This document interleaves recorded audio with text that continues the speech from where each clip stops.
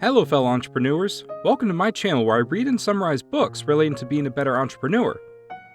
I've met no one who I thought was wise who didn't read.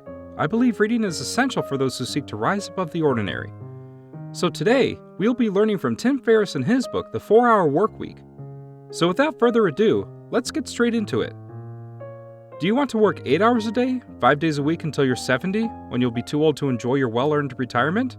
Or would you prefer to work 4 hours per week from anywhere in the world and earn the same amount in a month as you do in a year? Well, as far-fetched as it may appear, reducing your work week to near 0 hours isn't a pipe dream. It was done by Tim Ferriss, and it can be done by you as well. In 2004, Tim Ferriss overworked himself to the point of burnout and was forced to take a break, which turned out to be a blessing in disguise. During his time off, he traveled around the world and discovered that he could run a profitable business with minimal effort from wherever he was. With this realization, he became a member of the New Rich. The New Rich, a subculture characterized by mobility and financial freedom, aren't bound by their jobs. Unlike the old rich, who were often bound by property and palaces to a specific location, the New Rich are wealthy jet-setters who have complete control over their time. They didn't come from a wealthy family, but they made it rich by automating their income and creating a popular product. Part 1. It is not necessary to be a millionaire to live like one. Many people make life-altering decisions in the name of retirement. They go to work every morning and sit at a desk for 8 hours, dreaming of the day when they'll have served their time and can finally relax on a sun-drenched beach with a margarita. Because they postpone life, Tim Ferriss refers to them as deferrers. Instead of living in the moment, they work themselves to death and save money for the future. Sure, they may have amassed a sizable sum of money, but no sum of money can compensate for a lifetime of labor. Consider Tim Ferriss's encounter with Mark on a flight from Las Vegas. Mark appeared to be the epitome of success, a man who had managed casinos, gas stations, and convenience stores, and who now wore a massive diamond ring and spent more than $500,000 on trips to Vegas on a regular basis. Mark, on the other hand, was lifeless on the inside. He'd hated every job he'd ever had, and his 2 ex-wives had given him as much pleasure as his current wife. Instead of living a happy life, he postponed it for 30 years in a miserable job so that he could live like a big shot. But here's the thing, there's a catch. It is not necessary to be a millionaire to live like one. The New Rich have realized that now is the best time to pursue one's dreams. They understand that the things most people associate with millionaires, extensive travels, extravagant hobbies, perhaps a butler, all boil down to 2 things, more freedom and more free time. Having those things is possible even if you don't have $1 million bank account. In fact, both are relatively simple to achieve. A luxurious lifestyle necessitates flexibility and mobility. They're both prerequisites for being able to do whatever you want, whenever you want, and neither can be attained by working a traditional 40-hour week. Make your own rules and toss out any negative beliefs. The New Rich are against working-class conventions. Instead of slaving away in an office, they use the DEAL formula to increase their earnings while reducing their working hours. Definition, elimination, automation, and liberation. To begin, you must redefine your approach to work in order to join the New Rich. This entails redefining your objectives. Your current goals are most likely more aligned with common deferrer goals, but if you want to join the New Rich, you'll need to change that. Let's start with the topic of retirement. For most people, retirement is the promised day of freedom at the end of the tunnel. Instead, the New Rich alternate between intense periods of work and mini retirements, short vacations of 2 weeks to 2 months in length, during which they either completely relax or do something fun, such as learning defense. Deferrers also make the mistake of starting small instead of setting big, ritualistic goals when setting goals. The competition is fiercest at the ground level because everyone starts small. It's sparsely populated at the top, though. Few people dare to dream big, which is why it's sometimes easier to achieve the ritualistic than the realistic. For example, raising $1 million for your business will be easier than raising $100,000 because there will be more competitors aiming for the realistic amount. Is this a stretch of the imagination or pure nonsense? Well, Tim Ferriss once challenged a class of Princeton University students to completing an apparently impossible task. Whoever devised the most ingenious method of contacting a well-known figure, such as Beyonce or Barack Obama, and having them answer 3 questions would win a free round-the-world trip. 20 capable and intelligent students expressed an interest, and they were all doomed. But here's the thing, They didn't even try, so they failed. They were all so terrified of the task that they didn't even attempt it. Because those were the rules he'd set, if one of them had sent Tim Ferriss a scrap of paper with some scribbles on it, he'd have to award the prize to that student. Due to the lack of competition, this, ritualistic goal was surprisingly easy to achieve, as was the case with many other similar goals. Last but not least, don't wait for the ideal moment to quit your job and join the new rich. It will never arrive. To wait is to be afraid of stepping into the unknown, of the seemingly impossible. However, if you want to live the carefree life of a millionaire, you must believe in yourself and take the risk. Part 2. Less is more when it comes to true productivity. Vilfredo Pareto, an Italian economist, noticed something interesting about the pea plants in his garden in the late 1800s. About 80% of the peas were produced by 20% of the pods. He noticed this ratio in other places as well. About 80% of the land in Italy was owned by 20% of the population, who also owned about 80% of the country's wealth. What connection does this have to you? If you're anything like Tim Ferriss, roughly 80% of your work output comes from only 20% of your effort. The standard 8-hour workday obscures this fact. Because most employees are required to work for 8 hours, they prioritize activity over productivity. They organize their inboxes, fiddle with their phones, and stroll from cubicle to cubicle with a sense of self-importance. And in most companies, time spent at work is the only yardstick for performance, so the person who appears to be the busiest often gets the raise. However, about 80% of the daily commotion is essentially useless. People, on the whole, prefer efficiency, that is, the most cost-effective completion of all work, no matter how minor, to efficiency, which is the efficient completion of critical tasks. A door-to-door salesman may be efficient, but he will never be effective. He could be selling his wares via mail or email while focusing on other more important tasks. Keep in mind that putting in a lot of time at work doesn't always imply that you're tackling the right tasks or doing them well. On the contrary, according to Parkinson's law, the more time we have to complete a task, the more time we'll spend doing it. So if we have an hour to complete our project's final report, we'll do it in that time. It will take 4 hours if we have the entire afternoon. The new rich identifies and prioritizes the 20% of tasks that will produce 80% of the results, and they complete these tasks in the shortest amount of time possible. This allows them to maximize effectiveness, reduce ineffective activity, and, in many cases, increase revenue. Part 3. Eliminate interruptions and go on an information fast to save time. It's time to move on to the next part of the deal formula, elimination. After you've applied the Pareto principle and started focusing on that critical 20% of tasks. One way to focus your efforts is to assess the importance of each task by asking yourself, would I be satisfied if this task were the only one I completed today? This will assist you in eliminating time-consuming interruptions that prevent you from finishing a task without interruption.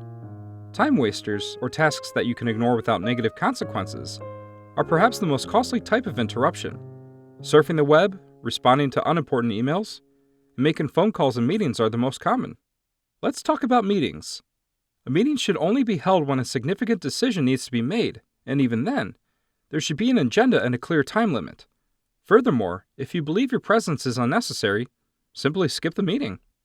In the same vein, business conversations should not devolve into pointless blathering. Rather, they should return to the topic at hand as quickly as possible.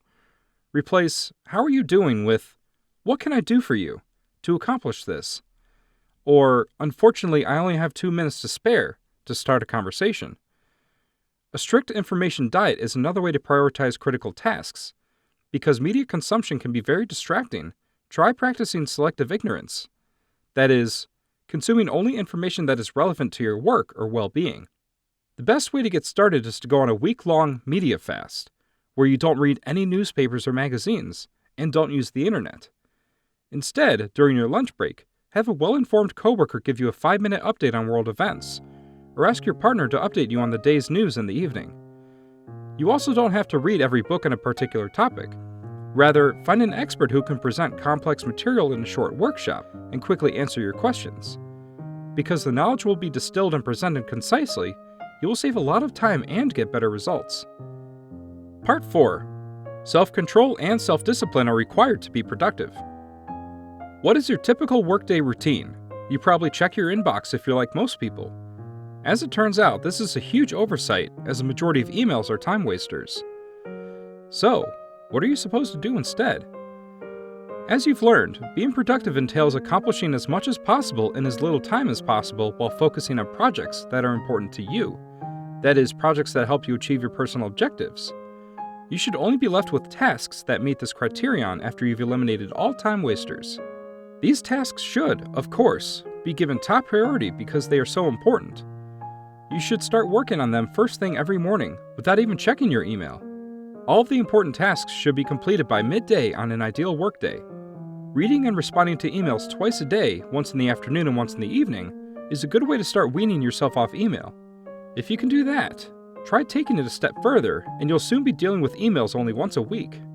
Set up an auto response to let your friends, family, and coworkers know about your new habit, explaining that you're limiting your email time to better serve them and that it may take a while for you to respond. Those around you will adapt and learn that the majority of messages can wait in your email inbox or voicemail while you focus on more important matters. Genuinely urgent requests should always be communicated over the phone or in person. Allowing a large number of small questions and tasks to accumulate in your inbox will allow you to deal with them all at once, saving you time and allowing you to focus on more important tasks. Now you know how to work more efficiently. However, this does not yet equal a 4-hour work week. If you want to spend more time lounging around in a hammock on a remote island with a cocktail in hand, you'll need to break free from the location where your job keeps you. Part 5. The new rich lifestyle is also accessible to regular office workers. So you've implemented half of the deal formula in your professional life. You've set goals and eliminated time-consuming activities. If you're an employee, however, you can't just go straight to automation. You'll need to get out of the office first, so the formula becomes Della. Here is why. You can greatly increase your effectiveness by defining your goals and eliminating all interruptions, to the point where you might be able to accomplish in 10 hours what your coworkers do in 40. But keep in mind that most workplaces encourage activity rather than effectiveness, so no matter how little time it takes you to finish your work, you still have to put in 40 hours per week. The only way out is to leave the office. Not only will you be able to work less, but you will also be able to work from wherever you want. To leave the office, follow these 5 steps. 1. Boost your company's value by increasing your own. 2. Demonstrate increased productivity when working from home. 3. Calculate the business benefit. 4. Make a proposal for a trial period. 5. Increase the amount of time you work from home. Consider how Sherwood, who wants to devote more time to his side business of selling sailor shirts on eBay, accomplishes this vanishing act. He begins by establishing himself as indispensable. He discusses additional training with his boss in order to better serve the company's clients, with the goal of increasing its value to his employer. Meanwhile, he runs a test. On Tuesday and Wednesday, he calls in sick and says he'll work from home. He chooses these days so that it doesn't appear that he's taken advantage of a 3-day weekend, and so that he can put his productivity to the test without the lure of a 3-day weekend dangling in front of him. He keeps track of how much work he does with quantifiable records and an email trail for these days, and he doubles his work output on purpose, which is easy due to the lack of distractions at the office. Sherwood then writes a proposal outlining how working from home will benefit his boss and why he is more productive outside the office, because he isn't distracted by commuting or other office-related issues. He proposes a revocable trial period at this point, in which he'll work from home 1 day per week for 2 weeks. The suggestion is accepted, and on these at-home days, Sherwood ensures that his productivity doubles when compared to when he is in the office, demonstrating yet again that working from home benefits the company. All Sherwood has to do now is increase his days away to 5, which should be simple given the increased productivity his boss is seeing, and he'll be able to work from anywhere on the planet. Part 6. Create a business that runs on its own, with no effort on your part. It's finally time to talk about automation, the A in the deal formula, which is critical if you want to decouple your work time from your earnings. You, like today's new rich, can lead whatever kind of life you want by establishing automated sources of income that can be maintained from anywhere in the world, because you'll generate income without spending all of your time at work. Now, if you want to create an automated revenue stream, you need to build a business that works without you having to do anything. In other words, it needs to run itself. For example, rather than managing your product's distribution yourself, partner with a company that can, and hire an agency to maintain your website so you don't have to. You should play a minor role in this setup, preferring to read the reports from your service providers and intervene only when necessary. So, how can you ensure that work continues to run smoothly while you're away? First and foremost, everyone involved should be able to communicate with one another without having to relay messages. Second, you should delegate as much as possible to the people you've entrusted with your responsibilities. People will be able to solve problems without your input or approval, saving you a lot of time and giving you a lot more freedom. But who should be responsible for all of this? Hiring virtual assistants, or VAs, is one option. You can hire virtual assistants from almost anywhere, from Canada to India, and who you hire is entirely independent on your requirements. If a task necessitates fluency in English, you may want to hire a native English speaker. If you're concerned about the cost, keep in mind the value of the time you'll save. Assume you currently earn $25 per hour, while an assistant of this caliber would likely cost around $30 per hour. This means that for every hour of work the assistant performs for you, the effective cost to you is only $5, allowing you to take an entire Friday off for only $40. Doesn't sound half bad, does it? Indian VAs are much less expensive and, in Tim Ferriss's experience, are often as good as, if not better than, their English-speaking Western counterparts. Finding a good VA is largely a matter of trial and error, so ask around about other people's experiences and don't get discouraged if your first one doesn't work out. Ideal VAs do exist and is well worth the effort to find them. For your automated income, you'll need a muse. Of course, you'll need a product to sell if you want to build an automated income stream and the infrastructure to support it. This could be a previously released product that you decide to resell. Remember Sherwood, who wanted to spend less time at work so he could concentrate on his side business of reselling sailor shirts on eBay? The only drawback to this strategy is that reselling an existing product has low profit margins. So it's better to create your own product, something that will bring in the most money with the least amount of effort on your part. To begin, consider the markets you're most familiar with and come up with product ideas based on your findings. Let's call your best idea your muse to distinguish your company from a traditional startup, which isn't what you're aiming for. Your muse, unlike a startup, does not need to be managed by you. After all, you don't want to be an entrepreneur because you don't want to devote all of your time to strategy meetings, leadership, or management. Look for your muse in a niche where you won't have to invest a lot of time or money to get started. Sherwood's idea is a good example. He figured out that he could resell sailor shirts for a profit without investing any money. Take, for example, Tim Ferriss, who made a fortune with minimal time investment by founding an internet company in 2001 for the dietary supplement Brain Quicken. On a more practical note, it's critical that you outperform the competition and demonstrate to potential customers that you're the best person to buy from, regardless of what your muse looks like. This can be accomplished by obtaining credible indicators such as a PhD. Alternatively, you can establish your expertise through other means, such as attending seminars and conducting thorough research using relevant textbooks and websites. To make a funny t-shirt, you don't need a fashion design degree. All you need is more knowledge than your potential customers. Part 7. Before launching your product, conduct market research. Did you know that only about 10,000 of the 195,000 books published each year sell more than 5,000 copies? Experienced editors and publishers frequently fail to move their products. Have you heard of the web van before? Before it went bankrupt, the founder of the bookstore chain Borders invested more than $375 million in a grocery delivery service. The moral of the story is that neither experience nor business savvy ensure success. In fact, there's only one way to find out if your product will be successful. Ask people to buy it. Offer the fictitious product to real customers and observe their reactions. Perhaps you're curious as to how Sherwood came to the conclusion that his idea was profitable. He started selling sailor shirts on eBay before he even bought his first one. Anyone who clicked on his offer was told they could only back-order the item, which was a lie but also a way for Sherwood to gauge actual demand. He placed his first order after determining how many shirts were likely to sell. Sherwood ordered 24 shirts and sold them in 12 days after selling 12 in 5 days. He kept a close eye on demand, and his sales continued to rise to the point where he considered quitting his other job. Consider Joanna, a yoga instructor who had a brilliant idea for a muse. She noticed that more and more climbers were showing up at her class, so she decided to make a DVD with a special yoga course for climbers, after checking to see if such a thing already existed, and discovering that it didn't. She created a website with testimonials from her students and used Google AdWords to run multiple ads. She could better gauge demand and determine which search terms worked best by analyzing click and conversion rates. She produced the DVD and began distributing it once she had gathered all this information, and was reasonably certain that her muse would be a success. And sales were better than expected. She made back the initial production costs as well as the $250 she had spent on testing in the first week. She is now selling 10 DVDs per week for a profit of $750. For her first muse, it's not bad. Part 8. Make a big promise and offer premium membership. Now that you've established that your product is in demand, there are a few things to consider when designing it to ensure its success. To begin, you should be able to sum up the product's purpose in a single sentence. Everyone knew what the iPod was for when Apple released it in 2001, thanks to the accompanying slogan, 1,000 songs in your pocket. Second, make it as simple as possible for customers to decide whether or not to buy your product.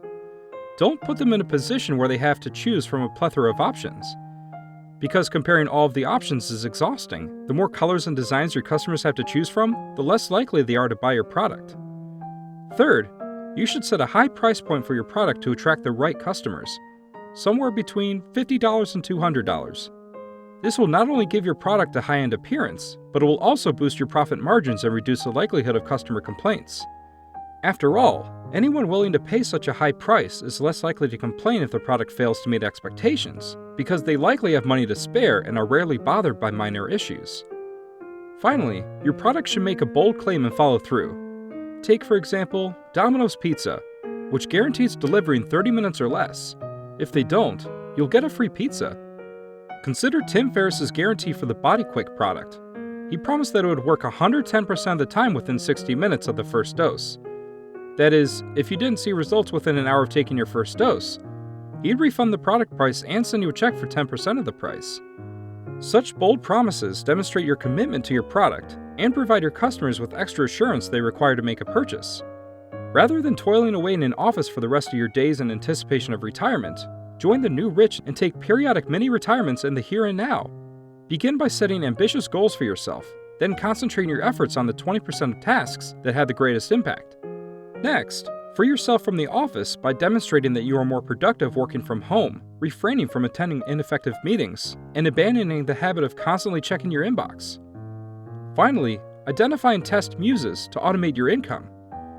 You'll be well on your way to the lifestyle you've always desired once you've established these habits. Make a list of everything you want to accomplish in the next 6 months, including what you want to do and who you want to be. Now figure out how much you believe this will cost per month. Make a monthly estimate of how much you're likely to spend on whatever you want, whether it's a sports car or a personal assistant, the ability to speak fluent Greek, or the ability to cook the perfect meal. Calculate a monthly target income based on this number. You now have a specific number to strive for in order to live the life of your dreams. This wraps up the summary from the book, The 4-Hour Workweek by Tim Ferriss. Thank you for sticking out through the very end of this video. Nothing helps out my channel more than y'all watching the entire video. These videos take a long time to make and is a labor of love. If you would like to contribute by buying me a cup of coffee, I'll leave the link below along with the link to this book. And as always, if you like this video, please like and subscribe and watch these videos that might pique your interest. I'll see you on the next one. Until then, keep reading.